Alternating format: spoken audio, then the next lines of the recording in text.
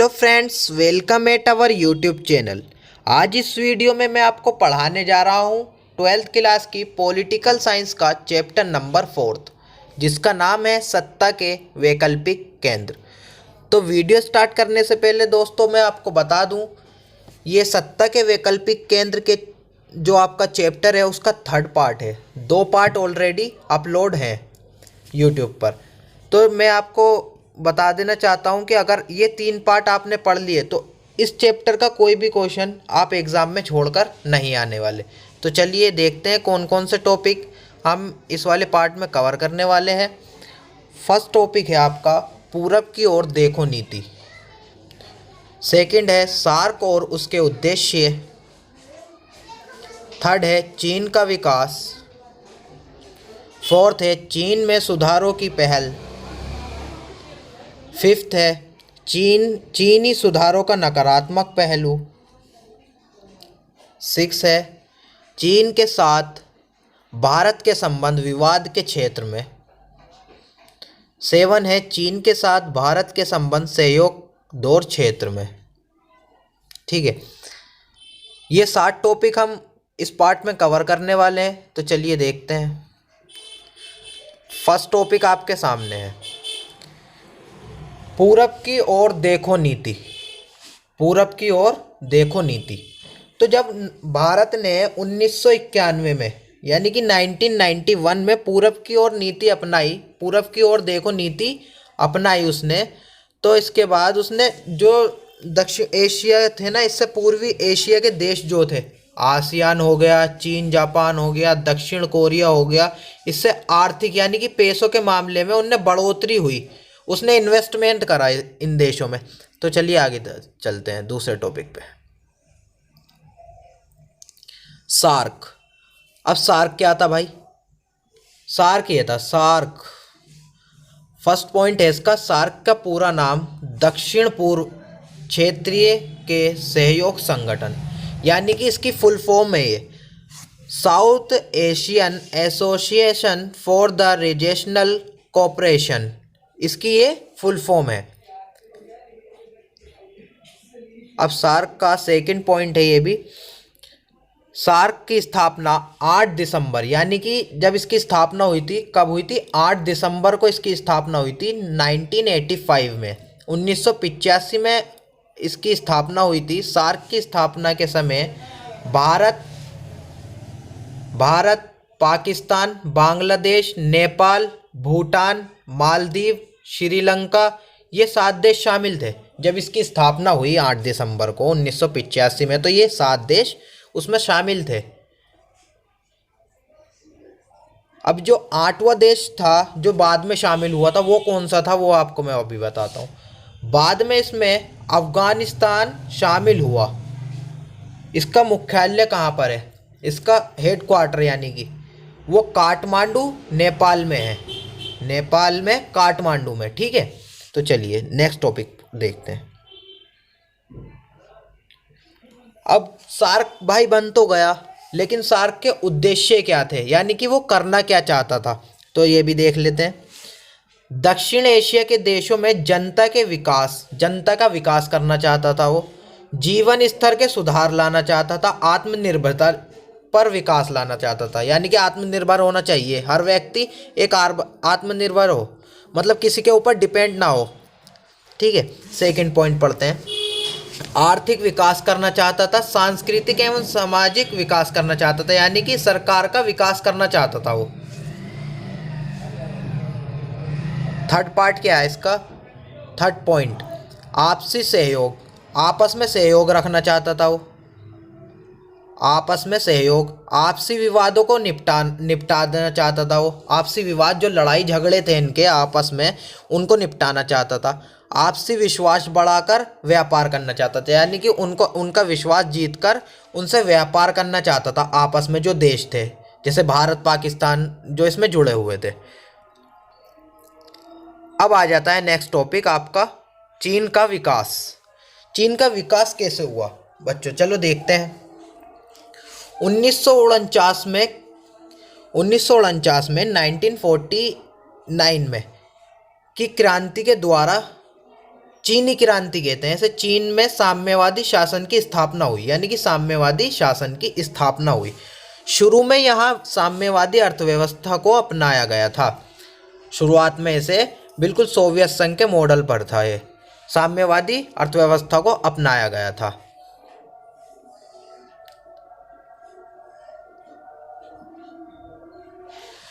लेकिन इसके कारण चीन को निम्नलिखित समस्याओं का सामना करना पड़ा। अब कौन कौन सी वो समस्याएं थी मैं आपको बताता हूँ। चीन ने समाजवादी मॉडल खड़ा करने के लिए विशाल उद्योगी अर्थव्यवस्था का लक्ष्य रखा। उसने एक लक्ष्य रखा, किस चीज़ का रखा उसने? औद्योगिक अर्थव्यवस्था का लक्ष्य रखा। इस उद्देश्य से प्राप्त करने के लिए अपने सारे संसाधनों का उद्योग लगा दिया। अपने जितने भी उसके संसाधन थे उनने उद्योग लगा दिए अपने चीन में। तीसरा पॉइंट है इसका, चीन अपने नागरिकों को रोजगार देना चाहता था। स्वास्थ्य सुविधा, सामाजिक कल्याण योजनाओं का या लाभ का देने के मामले में विकसित देशों से भी आगे निकल गया। मतलब ये सब चीज़ें देने में ना, जैसे कि नागरिक को रोजगार, स्वास्थ्य सुविधा, सामाजिक कल्याण योजनाएं और विकसित देश, ये विकसित देशों से भी आगे निकल गया। जो विकसित देश थे जैसे कि अमेरिका, उनसे भी आगे निकल गया। लेकिन बढ़ती जनसंख्या जो इसको दिक्कत दे रही थी ना, वो ये दे रही थी, ये बढ़ती जनसंख्या इसकी, जो इसकी जनसंख्या बढ़ती जा रही थी, में बाधा उत्पन्न कर रही थी। कृषि परंपरागत तरीकों पर आधारित होने के कारण वहाँ उद्योगों की ज़रूरत को पूरा नहीं कर पा रही थी। मतलब कृषि के कारण, कृषि से जो अब उनका घर का उद्योग जो होता था, उससे उनकी ज़रूरतें पूरी नहीं हो पा रही थी, क्योंकि वो साम्यवादी पर थे, यानी कि वो पूंजीवाद को तो अपनाते नहीं थे, इसलिए। तो चलिए आगे देखते हैं नेक्स्ट टॉपिक। अब चीन की पहल, चीन में सुधारों की पहल। अब ये क्या था भाई? चीन ने 1972 में अमेरिका से संबंध बनाकर अपने राजनीतिक आर्थिक एकांतवास खत्म किया। यानी कि पहले तो वो पूंजीवाद से दूर रहता था, यानी कि अमेरिका तो पूंजीवादी था, लेकिन वो पूंजीवाद से दूर रहता था, साम्यवाद अपनाई थी। अब उसने 1972 में क्या करा? अमेरिका से संबंध जोड़ लिए, यानी कि पूंजीवाद से संबंध जोड़ लिए उसने, ठीक है, और साम्यवाद से संबंध तोड़ लिए। 1973 में प्रधानमंत्री, वहाँ के कोई पीएम था, चाओ एन लाई, बड़ा ही प्यारा नाम है इसका, याद हो जाए तो याद कर लीजिएगा। चाओ एन लाई ने कृषि उद्योग, सेवा, विज्ञान, प्रौद्योगिकी, चार चीज़ों में उसने क्या करा? चार चीज़ों में उसने वो करा आधुनिकीकरण। उद्योग में करा, कृषि में करा, सेवा में करा, सेना है बच्चों, ये सेवा नहीं है, सेना, सेना में प्रिंटिंग मिस्टेक है, सेना, और विज्ञान और प्रौद्योगिकी में करा। इसने क्या करा? चाओ एन लाई ने 4 क्षेत्रों में आधुनिकीकरण कर दिया। एक तो कृषि हो गया, उद्योग हो गया, सेना हो गया, विज्ञान हो गया और प्रौद्योगिकी हो गया। इन क्षेत्रों में आधुनिकीकरण का प्रस्ताव रख दिया। तीसरा पॉइंट है इसका, 1978 यानी कि 1978 में तत्कालीन नेता श्वेपेंग ने चीन में आर्थिक सुधारों को खुले द्वार की नीति का घोषणा की। यानी कि जो पहले नेता द्वेशेंग जो बने थे, उन्होंने आर्थिक सुधार के लिए, यानी कि पैसे से जो रिलेटेड उनका जो भी मसला था उसको सुधारने के लिए खुले द्वार की नीति अपनाई। यानी कि अपने द्वार खोल दिए, पूंजीवाद के लिए खोल दिए। पहले तो ये अपने किसी से व्यापार नहीं करते थे, अपने घर में बनाते सब चीज़। अब ये दूसरे देशों से व्यापार भी करने लगे, अपने संबंध जोड़ने लगे दूसरे देशों से। कहने का मतलब ये है यहाँ पर। अब 4th पॉइंट पर आ जाते हैं। 1982 में मैंने आपको बताया ना, आधुनिकीकरण यानी कि निजीकरण होने लगा, जो उन्होंने 4 क्षेत्रों में करा था। सबसे पहला था 1982 में खेती में निजीकरण किया गया, उसका निजीकरण हो गया। 1998 में उद्योगों का निजीकरण किया। इसके साथ ही चीन ने विशेष आर्थिक क्षेत्र स्पेशल, क्या था? स्पेशल इकोनॉमिक जोन सेज स्थापित किए गए, ठीक है, ये स्थापित किए गए इकोनॉमिक जोन।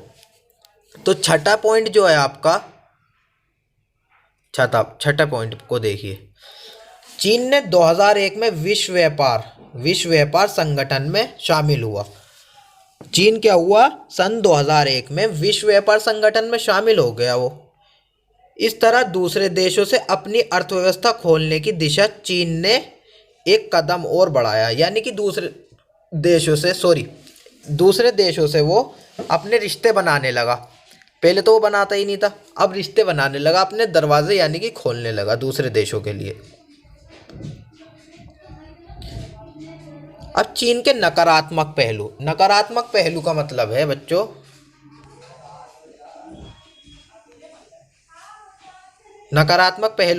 बच्चों, चीन सुधारों का नकारात्मक पहलू, यानी कि गलत, किस वजह से वो नीचे जा रहा था। अब यहां पर देखते हैं वो। सबसे पहला पॉइंट है, वहां आर्थिक विकास का लाभ समाज के सभी सदस्य को प्राप्त नहीं हुआ। यानी कि आर्थिक विकास, जो पैसों से विकास हुआ था, उनका आर्थिक विकास हुआ था, वो जितने भी जनता थी यानी कि सबको, सदस्यों को प्राप्त नहीं हुआ। किसी को हुआ, किसी को नहीं हुआ। ठीक है ना बच्चों। आगे देखते हैं सेकंड पॉइंट, सदस्यों को प्राप्त नहीं हुआ। सेकंड, पूंजीवाद तरीकों को अपनाए जाने से बेरोजगारी बढ़ी। यानी कि उसने जब साम्यवाद छोड़ दिया और पूंजीवाद अपना लिया तो इससे बेरोजगारी बढ़ गई। वहां पर महिलाओं के रोजगार खत्म हो गया, हालात संतोषजनक नहीं थे। महिलाओं के लिए रोजगार जो था, महिलाएं रोजगार नहीं कर सकती थी, उनके लिए संतोषजनक हालात नहीं थे। ठीक है। और ये भी आता है सेकंड पॉइंट इसका। ये तो फर्स्ट पॉइंट था आपका, ये रहा सेकंड पॉइंट। गांव व शहर के तटीय व मुख्य भूमि पर रहने वाले लोगों के बीच आय अंतर बढ़ा। यानी कि जो गांव में रहते थे और जो शहर में रहते थे, उनका आय अंतर हो गया। यानी कि कोई शहर वाले ज़्यादा कमाने लगे और गांव वाले कम कमाने लगे। इससे ये फर्क पड़ा। नकारात्मक पहलू हैं ये इसके। तो यानी कि इसकी आय ज़्यादा हो गई, शहर वालों की आय ज़्यादा है गांव वालों से। ठीक है। विकास की गतिविधियों ने पर्यावरण को काफ़ी हानि पहुंचाई। जब विकास हो रहा था उसकी गतिविधियों ने पर्यावरण जो हुआ था, यानी कि उन्होंने उद्योग लगाए होंगे, यानी कि फैक्ट्रीज लगाई उन्होंने, तो उससे पर्यावरण को क्या हुआ, प्रदूषण हुआ। प्रदूषण से पर्यावरण को हानि हुई। चौथा पॉइंट है आपका, चीन में प्रशासनिक और सामाजिक जीवन में भ्रष्टाचार बढ़ा। यानी कि सामाजिक, यानी कि सरकार थी, यानी कि भ्रष्टाचार, यानी कि आप भ्रष्टाचार समझते हैं। भ्रष्टाचार का मतलब होता है यानी कि घूस खाना, कोई मतलब जो सरकारी नौकर होते हैं ऐसे। ठीक है। चलिए, चीन के साथ भारत के संबंध विवाद के क्षेत्र में। अब जब भारत का विवाद था चीन से, तो उसके संबंध कैसे कैसे थे और क्या क्या हुआ था वो देखते हैं। ठीक है। 1950 में चीन द्वारा तिब्बत को हड़पने तथा उसकी सीमा की बस्ती पे फैसले से दोनों देशों में संबंध एकदम बिगड़ गए। यानी कि 1950 में हुआ क्या था, तिब्बत को हड़प लिया था किसने, चीन ने। इससे दोनों के बीच में, भारत और चीन के बीच में संबंध थोड़े बिगड़ गए। चीन 1962 में लद्दाख और अरुणाचल प्रदेश, चीन 1962 में लद्दाख और अरुणाचल प्रदेश पर अपने दावे पर जबरन स्थापित करने के लिए भारत पर आक्रमण किया। यानी कि वो लद्दाख और अरुणाचल प्रदेश में सन 1962 में उसने जबरन, यानी कि अपना हक जमा लिया, कहने लगा ये मेरी है, ये ज़मीन मेरी है। उस पे इस वजह से भारत पर आक्रमण भी किया। तो फिर क्या हुआ, चीन द्वारा पाकिस्तान को मदद देना। यानी कि चीन जो ना पाकिस्तान को मदद करता था, क्योंकि भारत की तो पाकिस्तान से बनती नहीं है और चीन पाकिस्तान को मदद करता था, तो इसलिए और संबंध इनके बिगड़ गए। चीन भारत के परमाणु परीक्षणों का विरोध करता था। चीन जो था ना, जो हमारे पास परमाणु बम है, उनका परीक्षणों पर विरोध करता था कि तुम भाई इतने बम क्यों रख रहे हो, क्या मसला है। तो इस पर हमारी अंदर खाने घुसता था वो, तो इस वजह से इनके संबंध बिगड़ गए थे। चीन के साथ भारत के संबंध सहयोग दौर क्षेत्र, यानी कि ये आपका लास्ट टॉपिक है, इस पार्ट का लास्ट टॉपिक। तो चलिए देखते हैं इसमें क्या है। 1970 के दशक में चीनी नेतृत्व बदलने अब वैचारिक मुद्दों को व्यवहारिक मुद्दों पर प्रमुख रहे। अब क्या था 1970 के दशक में चीनी नेतृत्व बदलने से अब बदलने लगा उनका नेतृत्व, वैचारिक मुद्दों को, विचार करने वाले मुद्दों को व्यवहारिक मुद्दों प्रमुख हो रहे थे। अब व्यवहारिक यानी कि अब आपस में मिलने लगे थे, वो उनका व्यवहार अच्छा हो गया था। अब सेकंड पॉइंट पढ़ते हैं। 1988 में जो हमारे प्रधानमंत्री थे राजीव गांधी ने चीन की यात्रा की, क्योंकि भाई संबंध अच्छे बनाने के लिए चीन की यात्रा की, जिसके बाद सीमा विवाद पर यथास्थिति बनाए रखने की पहल की गई, यानी कि संबंध जोड़ने की पहल की गई। इसका तीसरा पॉइंट, दोनों देशों ने सांस्कृतिक आदान प्रदान, विज्ञान तकनीकी क्षेत्र में परस्पर सहयोग और व्यापार की सीमा पर चार पोस्ट खोलने हेतु समझौते किए। मतलब अब इन्होंने क्या क्या करा, तकनीकी, परस्पर सहयोग और व्यापार में पोस्ट खोलने की समझौते कर लिए। अब इनमें दोस्ती होने लगी, यानी कि 1999 यानी कि 1999 में द्विपक्षीय व्यापार, यानी कि इन दोनों के बीच में अब व्यापार होने लगा। 30% सालाना की दर बढ़ रहा है, यानी कि व्यापार 30% की सालाना दर बढ़ रहा है। विदेशों में ऊर्जा सौदा हासिल करना मामलों में भी दोनों देश सहयोग द्वारा हल निकालने पर राजी हैं, यानी कि कोई भी मामला हो जाता है तो वो बैठकर हल निकालने के लिए दोनों देश राजी हैं। अब ये लड़ते नहीं है, अब ये आ जाता है।